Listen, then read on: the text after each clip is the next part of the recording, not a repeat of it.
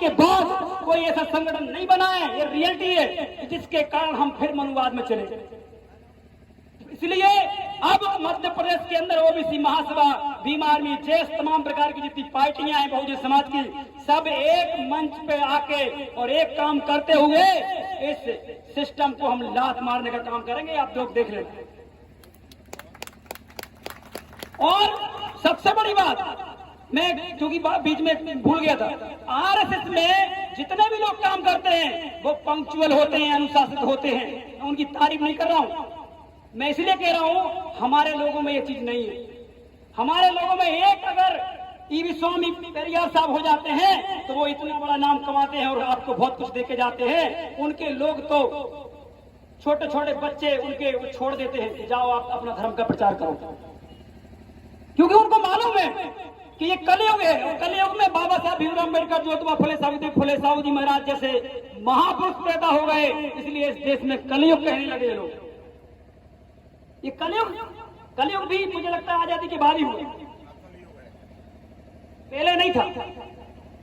पहले वो पता नहीं द्वापर कोई पता नहीं क्या चलता था उनका। तो कहने का मतलब ये है, वो सही बता रहे थे कि महिलाओं की कुछ ही नहीं होती थी, पुरुषों की होती थी। मैं भी गजब का सोच के रह गया, ये बात सच्चाई है। देखिए क्या है ना, तर्कवान बनना बहुत जरूरी है, वैज्ञानिक सोच रखना बहुत जरूरी है। क्योंकि जो पाखंड खेल जो चला रहे हैं वो भी बड़ी बड़ी गाड़ियों में बैठने का काम करते हैं। उनका बाप एक फूंक मार के बना नहीं सकता गाड़ी साथी। इनकी औकात समझ रहे हैं आप? अगर डीजल खत्म हो जाए तो उनका बाप एक कदम आगे गाड़ी नहीं चला सकता। जितने भी देश के अंदर जो पाखंड चला रहा है उनको पूरे को चैलेंज कर रहा हूं साथी। इनकी औकात भी नहीं है और तुम्हें कहते हैं कि फूंक मारने तुम्हारा बच्चा हो जाएगा, तुम्हारी नौकरी लग जाएगी, तुम्हारा ये हो जाएगा, तुम्हारा वो हो जाएगा। लेकिन समझना होगा साथियों, जानना भी होगा और डरना तो बिल्कुल भी मत। डरोगे लड़ाई नहीं जीत सकते। अरे उस समय जब कोई खड़ा होने का नहीं, तो पेरियार साहब ने इतनी बड़ी लड़ाई लड़ी, बाबा साहब ने लड़ी, ज्योतिबा फुले ने, और मैं बताना चाहूंगा राष्ट्रमाता सावित्री फुले, पता नहीं कौन कौन सी जयंती आप मनाते रहते हो। लेकिन सच्ची बात यह है, अगर भारतवर्ष में कोई भी महिला हो, अगर कहीं से भी अगर शिक्षा मिलने का प्रावधान हुआ है और उस शिक्षा की लड़ाई अगर लड़ी है तो वो माता सावित्री फुले हैं, जिनको तैयार ज्योतिबा फुले साहब ने किया था। इसलिए आपको भी जिम्मेदार बनना पड़ेगा।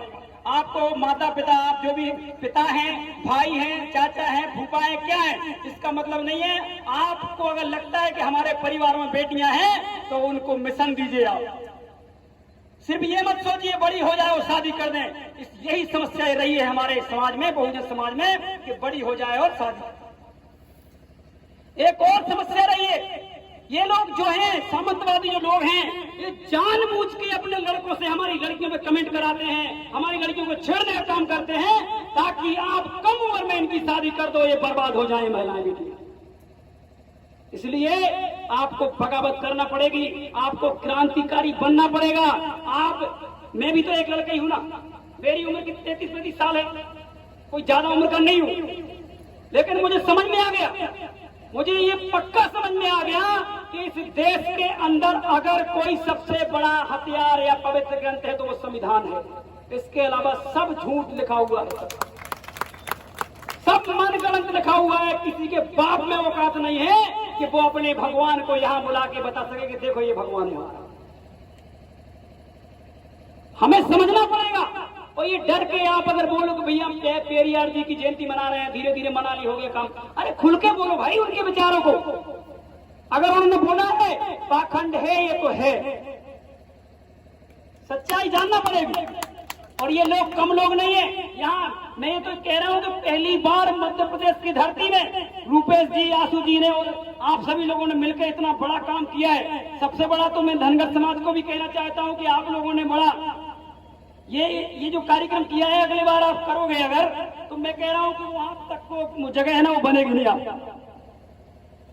आप सभी ये लाइव वीडियो हैं, ये सारे वीडियो छोटे छोटे सभी ग्रुपों में डालें, अपने रिश्तेदारों को भेजें, अपने लोगों से बात करें कि देखिए किस तरीके से ये उनको समझाएं, बताएं, धीरे धीरे समझ में आएगा। और खासकर 35 साल की जो आयु वाला जो है वो बहुत जल्दी आपको समझ जाएगा।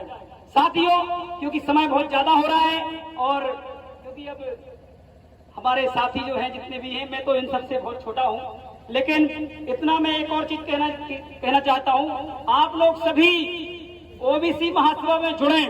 यह एक गैर राजनीतिक संगठन है और ये देश में, पूरे देश के अंदर मनुवादी सिस्टम ब्राह्मणवाद के खिलाफ पूरी ताकत के साथ लड़ाई लड़ रहा है। इसलिए आप सभी को इस संगठन से जुड़ना है। बोलने को बहुत कुछ है, लेकिन क्योंकि समय हो चुका है, ज्यादा कुछ लोगों को जाना भी है, तो मैं बहुत बहुत धन्यवाद देना चाहूंगा कि आपने हमें बुलाया यहाँ और इतना सम्मान दिया। मंच पे बैठे सभी हमारे जो वरिष्ठ जन हैं उनको भी मैं नमस्कार करता हूँ, नमन करता हूँ। जय भीम, जय भारत, जय जोहार।